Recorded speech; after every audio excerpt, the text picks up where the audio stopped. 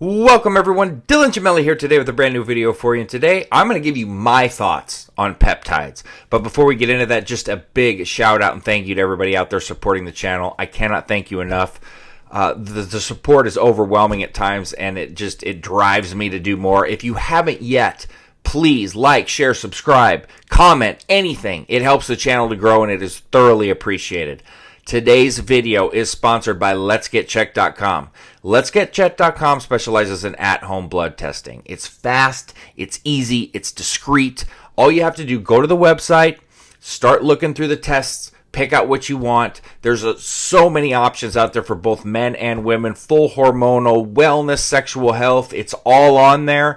Pick out your tests, order them. They're going to ship you a kit. Once you get the kit, register the kit online, send back your samples for them. Your results are going to come extremely fast. There's doctors and nurses there to help you around the clock with any questions or concerns you might have. And to top it off, coupon code Gemelli30 is going to save you 30% off your entire order. So that is a huge savings. Letsgetchecked.com. Check them out. Now, all right, so I promised I was going to start talking more about peptides, and so I feel it would be necessary to kind of give you my thoughts and where I've come over the years in terms of my thoughts on peptides. So I've always been the SARMs guy, as many of you would call me or know me to be, or whatever the case may be. All that is to me is that I've put in a lot of time studying SARMs, and hopefully you guys have learned a lot from me over the years. I have spent the majority of my time over the years just studying, absorbing every possible scenario I could with SARMs.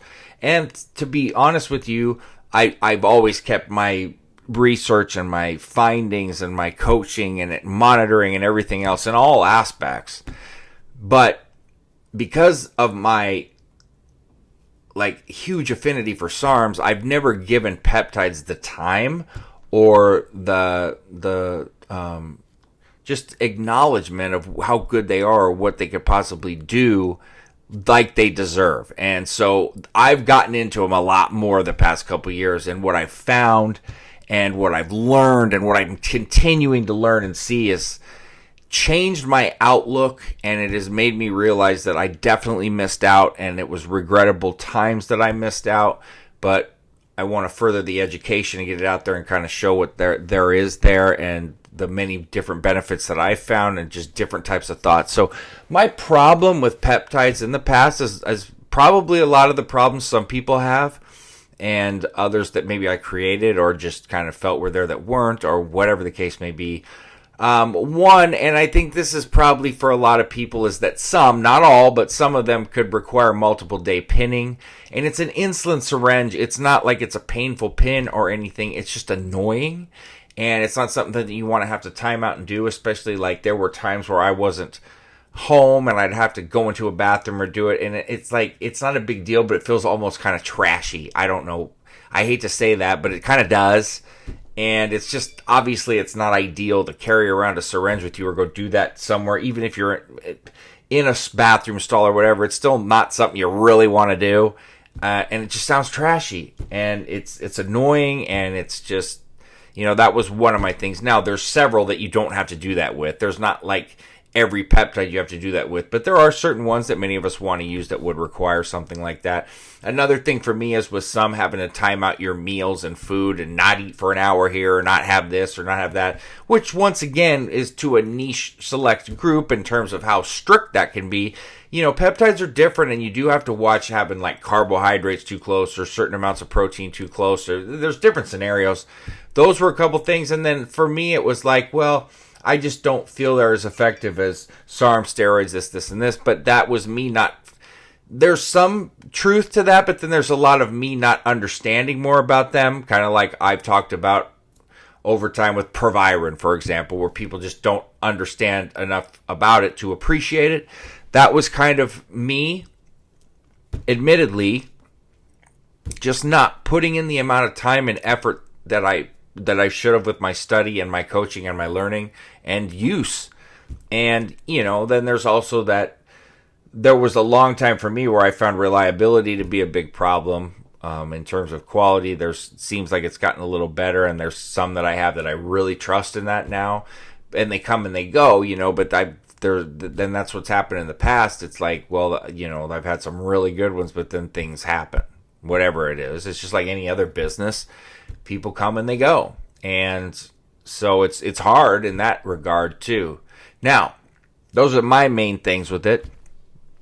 In terms of the good, there's a lot, because there's such a wide range and variety of different peptides to pick from. And peptides, I think many of you have noticed, have become so increasingly popular. You go to anti-aging clinics now, and doctors, they're writing a lot of scripts for ipamorelin, sermorelin. You see it all the time. I'm kind of taken aback by how much it's gotten to the level that it's gotten so quickly and so rapidly. But, the secret doesn't take long to get out. And if there's a way to do it and a way to get around it or whatever, it's going to be done, especially when there's money involved. And if you don't think people are going to get hurt, which is not 100% certainty with anything they let go, especially when money's involved. But, they would be a little bit careful about putting things out there that could hurt the public and things like that. So I think you're going to see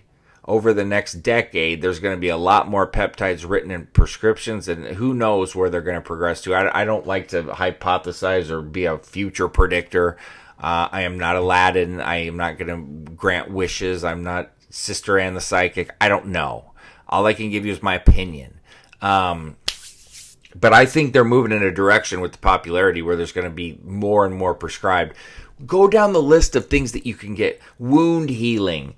There's so many that can help reverse aging. There's sexual health ones. There's ones for your hair. There's ones that can make you tan. I mean, it's amazing how many different things I've seen, like the DSIP peptide for sleeping. There's some that say they can help, fix your heart in regards. I don't want to make claims. I'm just saying what's said.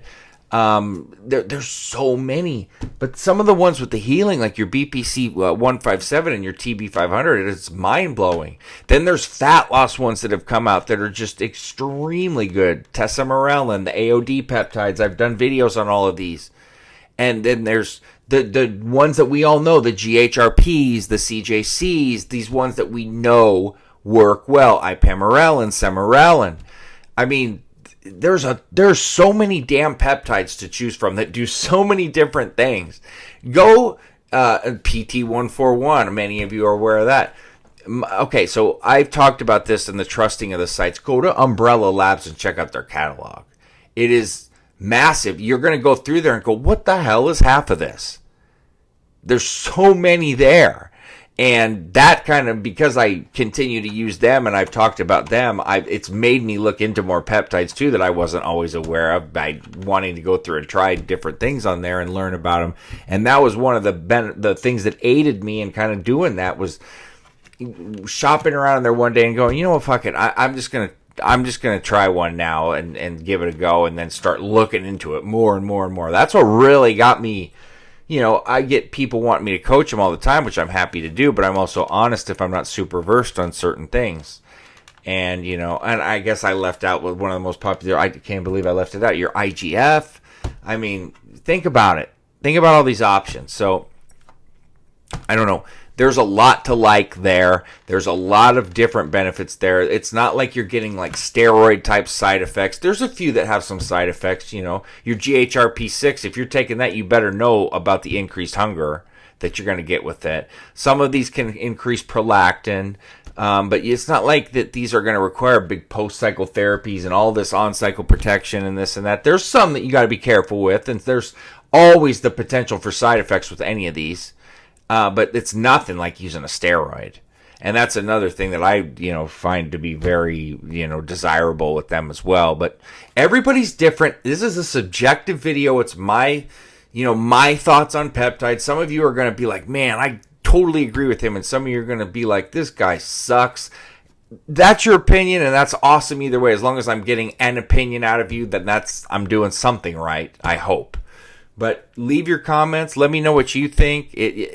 This should be a discussion amongst all of us, not a I am offended or you suck or that's bullshit. Like, this should be I see where you're coming from, but this is my thought. And then it's like, okay, we compare what each other thinks, and that's how people get smarter.